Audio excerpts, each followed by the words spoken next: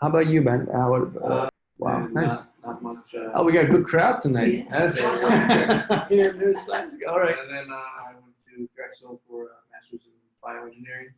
Okay. And I started focusing on bioinformatics and machine learning towards the end of my first year.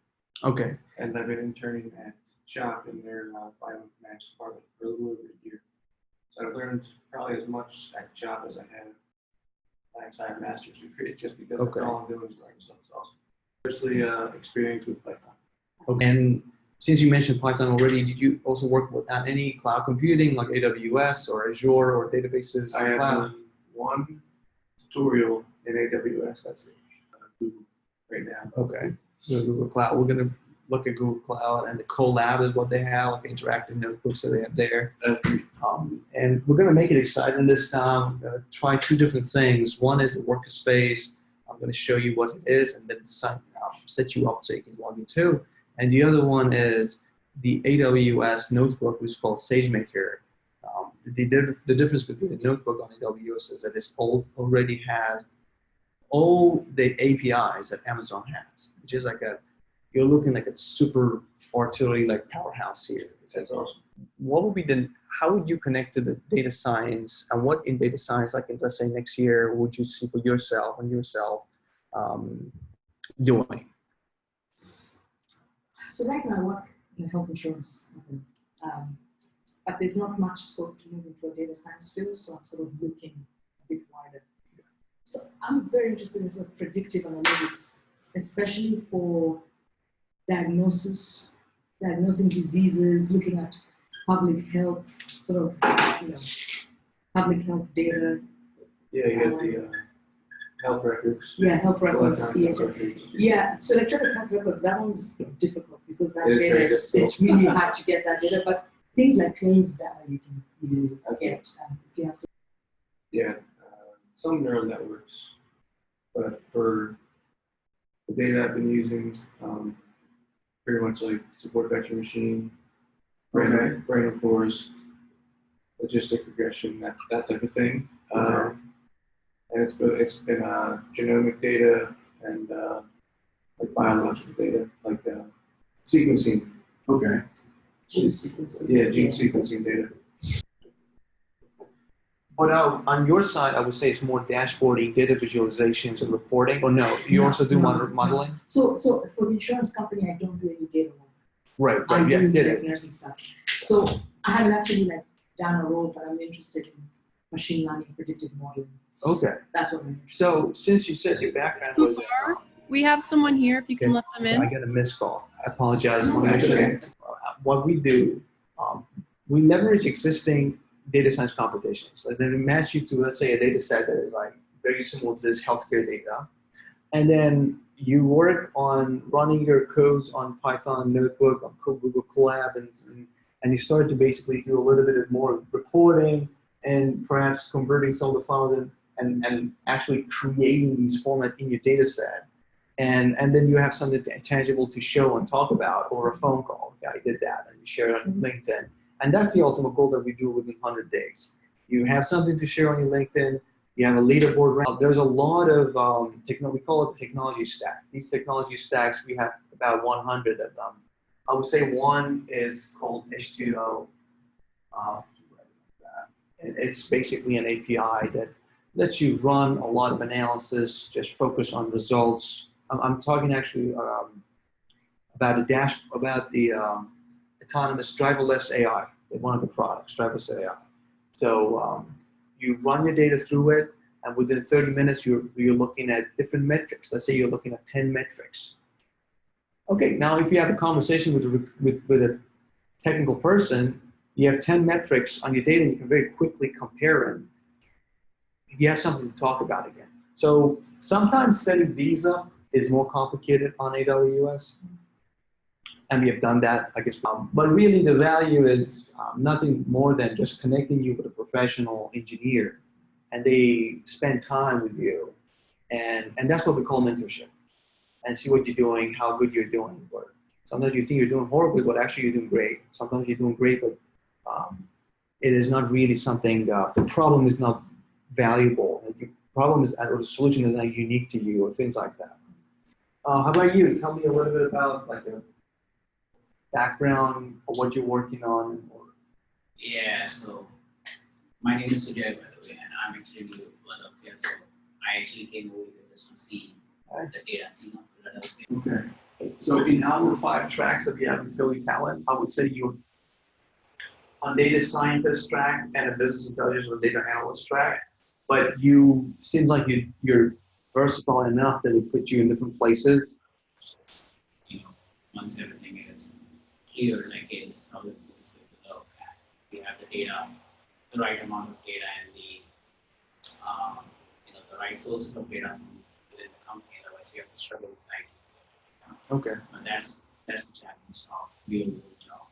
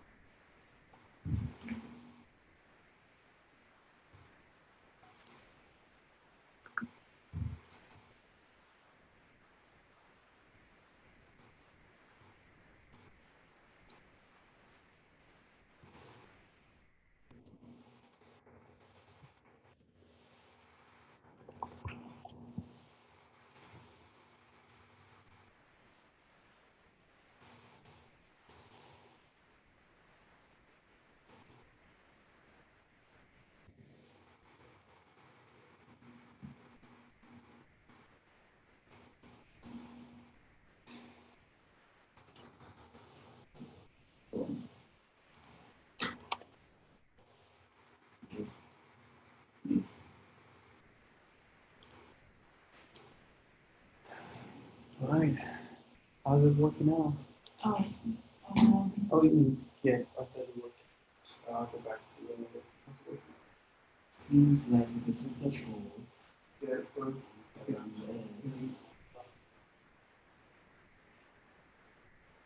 So I ran this. Where is the success?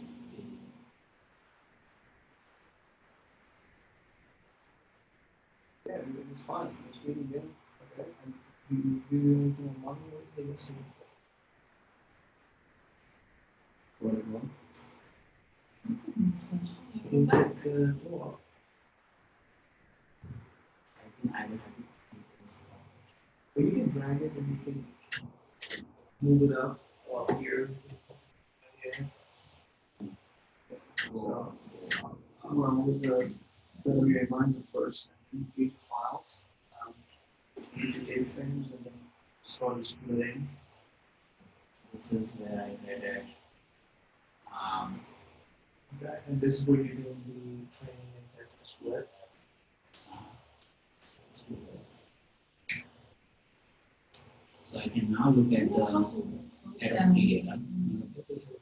That's good. I'm gonna go over. So when you finish, I'm gonna talk to you with in the shared screen. Okay? do you know how to go back to my screen? Yeah, go on. No, I Just go maybe view options. Exit full screen. oh, okay. So I think I just submitted this. Okay.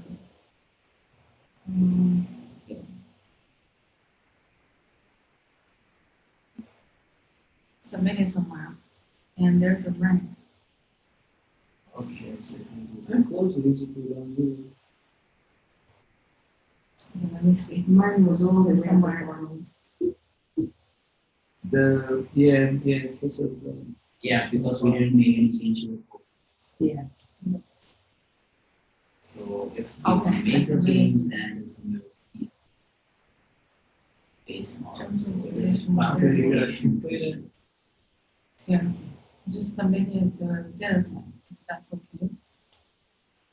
Did I do any coding? So now you want to remember your rank, your score. That's 07, 081. Now you update your model and get another ranking. I'm going to start sharing the screen so you can, maybe you can just talk about the idea that you have.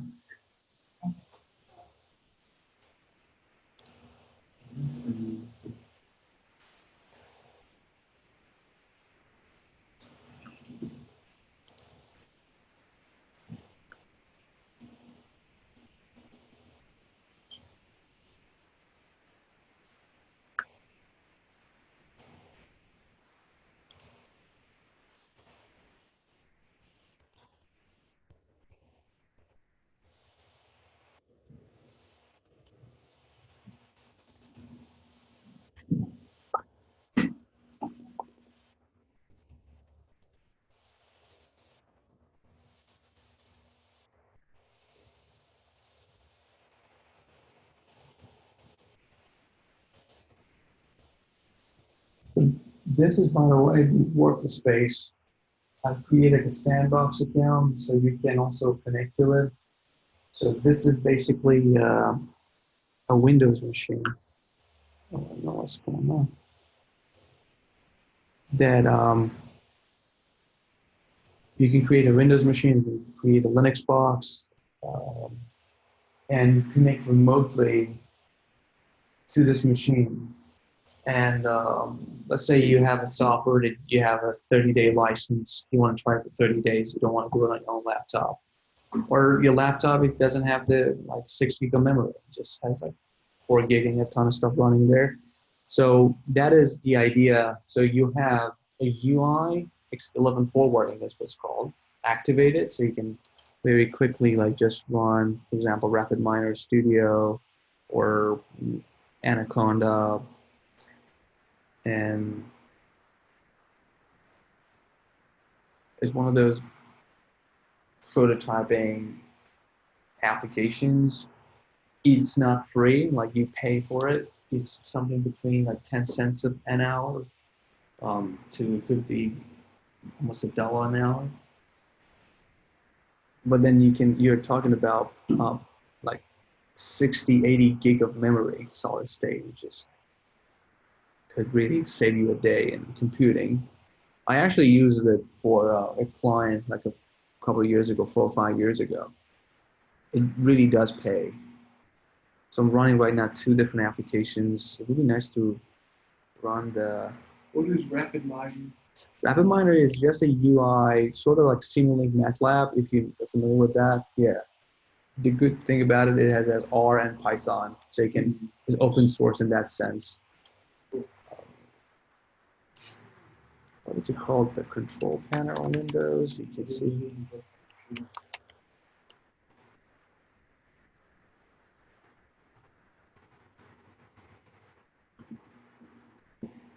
So is this a Anaconda? Is it an open source tool? Okay. So any company can use it. Let's say if I want to use it for my company. You can have it on your laptop. They don't mind that. The hard part is for you to do the extra job of keep bringing data to your machine, keep working on it. Like that's will be harder for Does it you. connect to the live data or to the Yeah, it won't data connect lake to or any server yet. data lake or anything like that? Yeah, but you can have it on your own machine. Mhm. Get the data on your local machine and work on it. But what you really want to do is to have it set up on the main server. Yeah. We have it on the cluster or whatever. That's nice. If you have that, that's nice. Yeah. I still mess it up for the environment problems. Okay. What is it? Is it Anaconda with Python? Yeah. Hey, it could be tricky at different. Usually I'm good, but sometimes I tweak one thing and then I like, where's Python?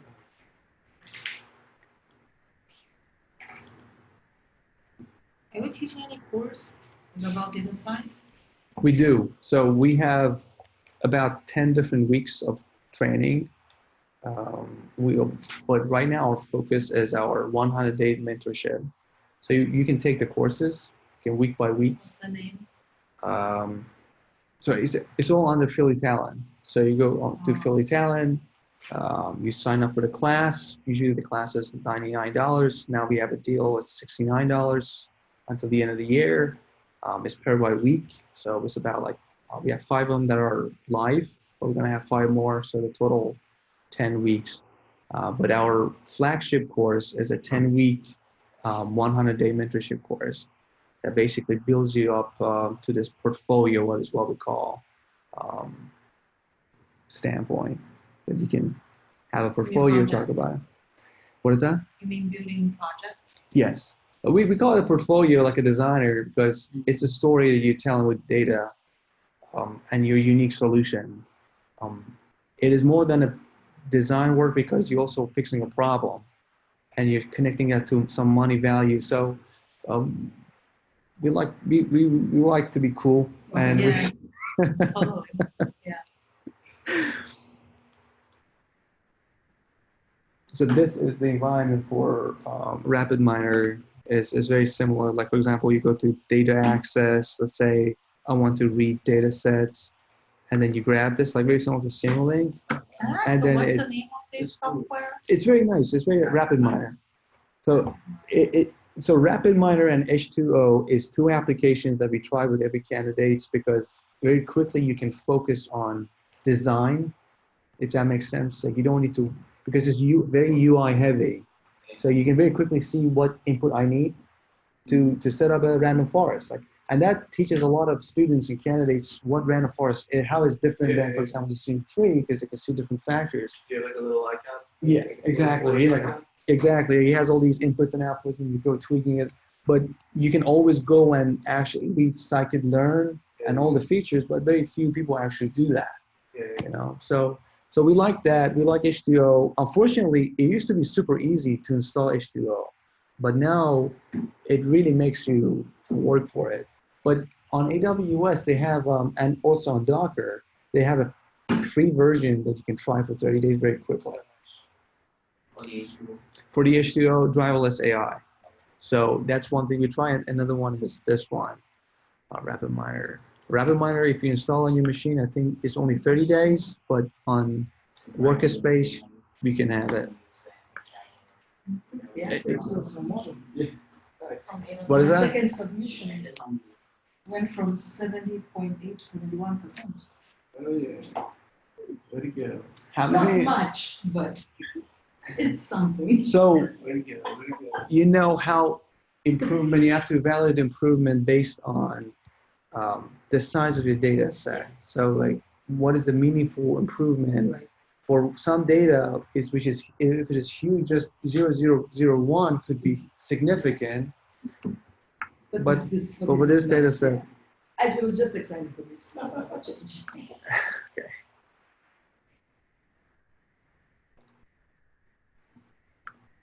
All right, can we share the screens? If you got the email. Yeah, I'm trying to, but I'm not, I might have to restart my computer. It won't let me exit Oh, out or really? anything. Yeah. Is this hung up? Yeah. Okay. Can I ask, Yeah. I'm new to like AWS, what is H2O doing? Like what is that for? So H2O is so at Philly Talent, we have over 100 technology stack topics. One of the key topics in machine learning and data science is automated machine learning. Automated machine learning is, for example, feature engineering. Instead of manually creating features to predict an outcome, you can tell a machine to run different combinations, yes, and give them a metric to pick you the top 100 ones. Are people still coding for that? It's a good question. Some people do. A lot of people actually, pretty much everybody does that, like everybody out of college. But these are tools. It is because it is expensive to have it at a corporate. H2O and similar packages are not free, but there are very good packages on scikit-learn that automated. There's AutoML on scikit-learn that AutoML in almost every library module. Penn has one. Penn AI. Right. Okay. Okay. It's open source, but Nice. I've never used it. So, all right, as people are doing this, we are over the time, but what I'm gonna do is I'm gonna see if we can share screens. So I searched this. Are you talking about this one? Yes, that's it. That's a show. But we are talking about the driverless AI. So they have different products. H2 has like about 5-10 products. The product we're talking about is called driverless AI. It's a UI platform. Yeah. What do you mean, driverless? As in like the cars? Is what they call it. Yes. Automatic. Yeah. It's like that. Yeah. For the cars though, that's what the driverless means? Yeah. Driverless AI is basically their mission is I'm just going to give you data and it's going to give me a model. And this is literally in their mission statement in a way. And it's going to rank in the top 25% of Kaggle leaderboard. So no one has to like select the model and all that. Yeah. Yeah. Yeah. We had one of their lead engineers actually in this event like a couple of months ago. Really? Yeah, because a lot of people who work there are actually Kaggle experts, and we work with Kaggle experts. So It is. It's a very ambitious goal. Yeah, right. So what language is it people doing this H2O travelers AI? What language So do they use? Python and R is the main two APIs that they have. They also are working with different other APIs. They're building a few other APIs. So. But you don't have to code with HTML, right? That's the point. Yeah, it's just But you it's can. written. Yeah, it's there's a layer between the HTML API and your memory hardware. So like they encode your data. That's how it's the properties are. Otherwise, it's just you just load it as a module in Python and R. So, but it works with the existing Python and R. The video. Oh yeah, you have the video key on that. I downloaded it because I wanted to get one time, but then I saw how expensive it was. But I have to take this thing off because every time I turn it on, it says, Right. Well, try working on. I mean, again, Workspace has NVIDIA, and you can set up CUDA. oh yeah? SageMaker has. I'm going to show that actually. I forgot about that. I think Google came out with TPUs. Did you see those? Right. Yeah. Yeah. Which are even faster. Yeah. Yeah. A few months ago, yeah, they came up with that. That's us. Sage. So this is Amazon SageMaker. This is another solution as a notebook. But here's an interesting thing about it. AWS also has hardware, which means that you can very quickly switch to CUDA. Not only you can like have ready to go packages. I'm gonna open instances. So I have. So Thank God for notebooks. here. Make everything so easy. So here, you can create Spark. You can have Spark R, Spark VR. You can have Spark set up on Python, and you can have the MaxNet, which is from Amazon, TensorFlow. So these are very interesting Very cool. to use.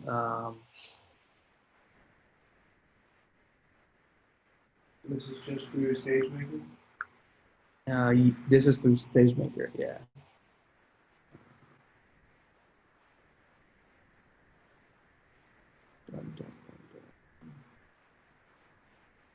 What did you do to improve your package? Why didn't you improve it? Yeah, improve it a little bit.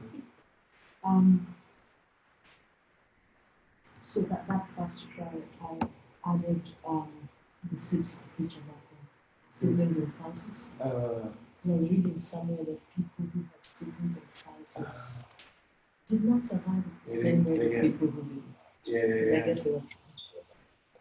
Oh, that's interesting.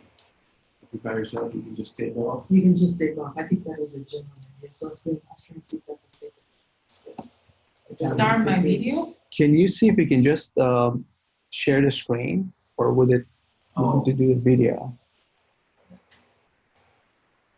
I might need to make you a Just host. share button at the bottom of the screen. All we yeah, have to do that's- is click that. That's fine because I need to make you. Click on it, it doesn't work. Click on that. No, oh, How come yours doesn't have anything in front of it? I'm still connected.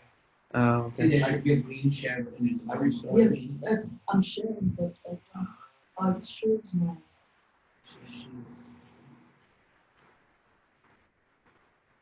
I think you have to make me the host of all this. but you are a host. Yeah. Well, maybe. Wait. I have the option to stop share. You're the real host. I think I made you real host. I'm the real host. You're the- Yeah. But So you don't see my screen. can you stop like being host? Okay. This is what usually Carly takes care of, and I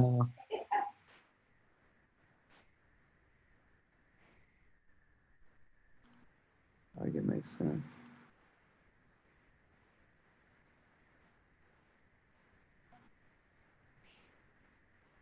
Do you see that? There should be a feature that basically says quit or not. I mean, I stopped sharing. Well, I go over my username and make When you say code, you mean the kernel, the kernel, Where's that? the Kaggle kernel you've been working on. That's fine if it is not perfect. It is okay, unless you closed it. Did you close it? You closed the Kaggle kernel, the model that you submitted. There's no model. Did you submit? Did you got it? I submitted the data. You submitted data? Well, that's fine. Just show me the notebook you finished there. Oh, this is my first time. Okay, that's okay. No pressure. What do you mean? You guys work on before? No, this is just a 30-minute work, like whatever you could do. Oh. How about you, Sanjay? Do you have which one are you? Can you share your screen? You can share my screen, but Yeah. what do I have to do like? I think he's the same. Like he only got the data uploaded. So that's what. Let's see. Let me show you how it looks I like. actually close my cable. All right, So Mary. How about you? I have it open, but I didn't do much beyond. So can you share your screen? You have one good example. People can. Try. is my screen shared? I mean, I can show you exactly. Is it shared?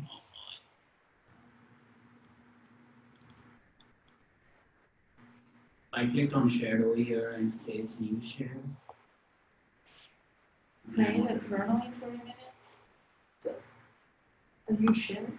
Yeah, I'm sharing the screen. Oh, that's It's your not- screen. It's not appearing over there. So, are you guys able to see my screen on your computer? No. Are you able to see my name? I'm only seeing Is the it talents. Let me see. I can.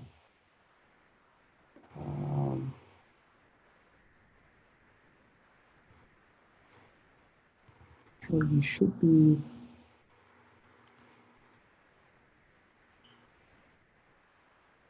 Oh, here it is. Hold on, wait. Now it's Okay, great. Yeah. Okay. still not my screen. That's not your screen. I never see you doing this. Yeah, that is. I see you. That is That her is- screen. I can. Oh, I see I you. can't- That's My her screen? Yeah, that's your screen. Click on stop share on top. What the hell? Sorry. It is fine. You can. There it is. I didn't That's use my, Zoom in that's that my much. screen. That's your screen. So, like, yeah, as you told me, okay. So we have something in between.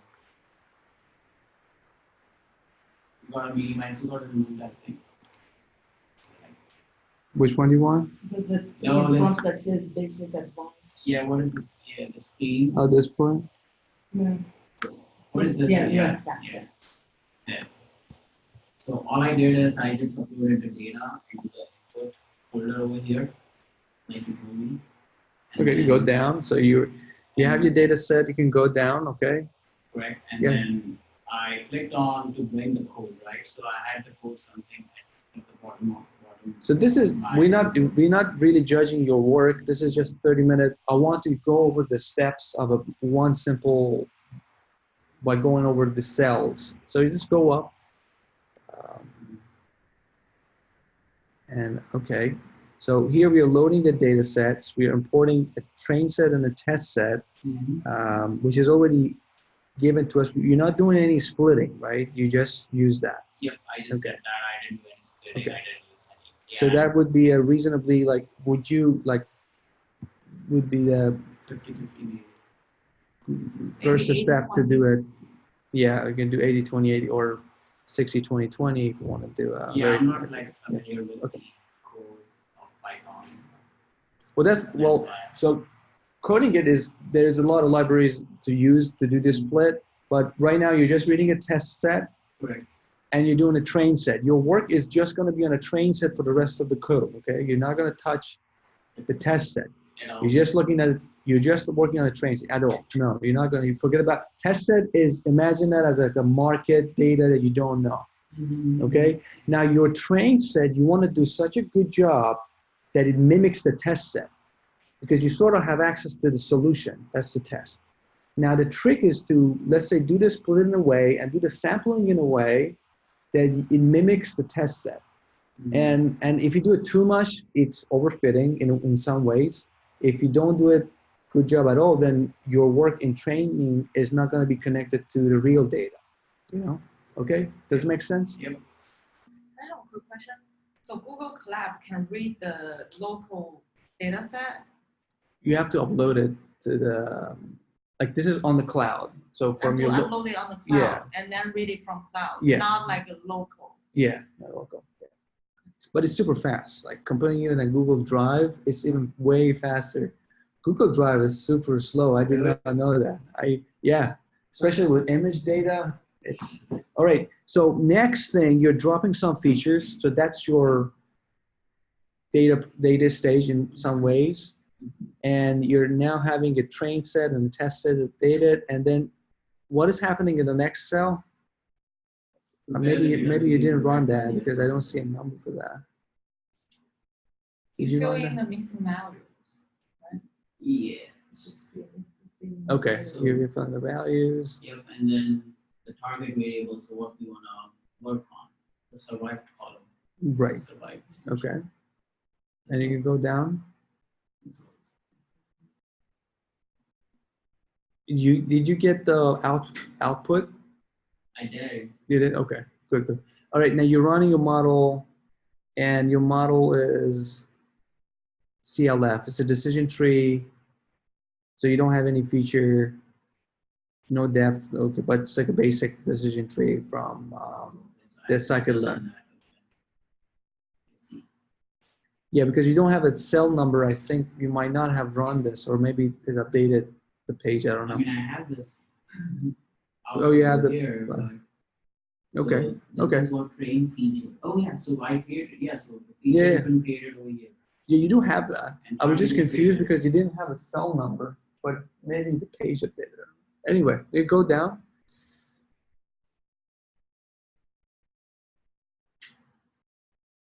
So that's it. Okay, what would you think would be a good step? Sorry, what was I saying? I think you don't see the cell numbers when you're hovering over it. Oh, You have okay. to click away from it and then you see the cell number. So Okay. if you click anywhere in the gray, you see Okay. the cell number shows. What would you think is the next good step to update your model? As seeing that you're using a decision tree with no features and you didn't do any split. There's no wrong answers. You can just, I mean, maybe use some other model other than decision tree. other model. Yeah. You can do other model, probably you're gonna do better. Adding features on decision tree is probably gonna give you better. What are you getting? What is the metrics for this? And what is the, I think is the standard is accuracy. And Findings right here. did you submit that on a, let's go to Mary. You can take it from here. What did you get for the, like accuracy or prediction? 70.8. 70.8. So if you wanted to do the same solution that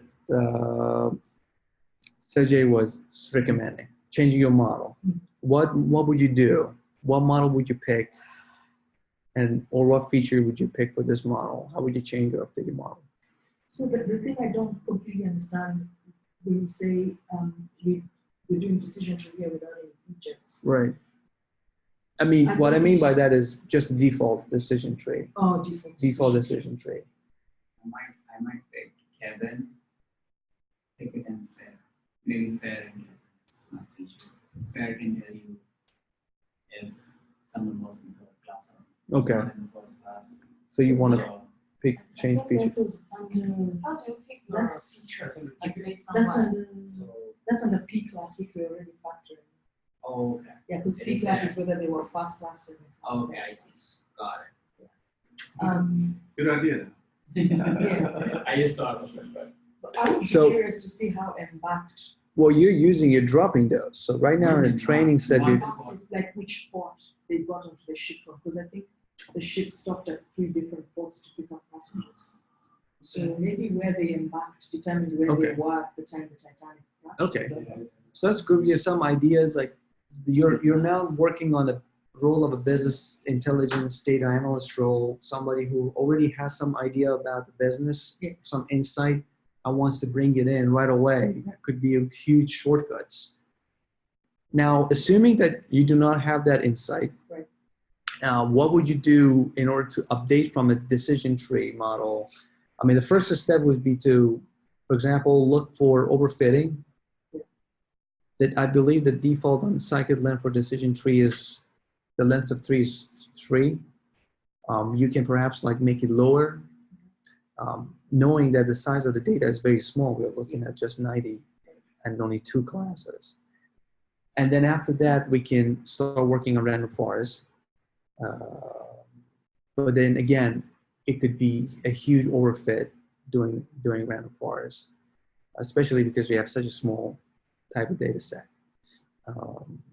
What would be a good way to understand which variable is a good variable to pick? Like we drop these Yeah. here, right? Yeah. How can we just, if you want to add one of them back, I heard you asking the question too, what are these features? How can you select which one is the next one that we can bring I'm in? just wondering, are they doing feature selection before that, or they didn't do No, anything? it didn't do any feature selection. It just dropped it, which is fine for base model. It's just like it's normal routine. But after the first base model, you can do feature selection, for example, based on random forest, see which one is more valuable, right? And just use one of those with the same model, one decision tree, and see what improvement you get. Now, a good question is how much improvement is real improvement? Let's say you got 80. I'm going to write it down. It's easier. If we have 0801 and then we do some work and we get this, does this mean that we made real improvement or not? So this is another good question that you want to work on as a data scientist. How much improvement is significant? That's completely dependent on the size of your data set, the training set, and how you're doing the splitting. If, for example, for a very small data set that is not significant, that's not enough, it could be just a random effect of the algorithm. But if the size is very big, and then the randomness in your data set is very small, then this could be significant. Again, like this is not one of those black and white yes or no. This is always like one of those key questions that you want to constantly think about. Okay, so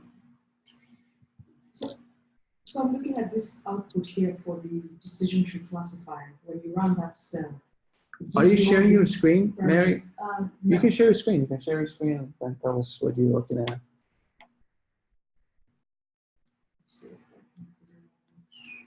Just at the bottom of the screen. Yeah. Share Yeah. button. So I'm looking at these. So I'm Right. guessing that those are the arguments, the parameters. Right, yeah, these are the And I features. guess my first step for me anyway would be to familiarize myself with these. Yeah, And the best how- way would be to look at the scikit-learn library and look these up and Because I suspect that changing some of these or applying some of these my work for this data set, yeah. definitely max depth. But at the moment I don't know what they are. So Okay, so You could do a. Is it good grid search? yeah, that's the plan. I would do That some way, research. I think you still don't have to. Because I know what the features of the Yeah. data set are, I know what they mean, but I don't know this. I mean, that's always a common question. What type of search did you use? Grid search, or what type of grid search did you use? It always comes up in the projects. It's one of those questions that usually doesn't add much value, but when it does, it gives you insight to the data. So that's why people are interested to know what type of research you did, because if you have the right, if you have the information, then they can get insight into how, for example, what is the randomness affecting the data? How the skewedness affecting the data set and so forth. So, but usually from experience, I could tell you that it really doesn't add much value, especially with big data sets. Like usually it's a matter of how many days we have available to run a model, how many features we can bring in. Okay, what is that? This is the area, the prediction. Okay, got it. Okay. All right. Anything you want to add to this, Ben? You want to share your screen, or you don't have to? I think I'm good. Okay. Fair. All right. I want to. So what I promised earlier was give you access for 3 hours at least on the SageMaker. So I'm going to set it up. I'm going to add you to this. You're going to get an email, a very simple username. You don't need to create an account. Just follow the steps, and you will have access to the SageMaker. And I believe one of the S3 buckets, so if you can like to upload data there, you can do that, or you can make your data public and read it from Python. You're on cloud, so if you have access to it on your machine, you have access to it through the notebooks here when you run it.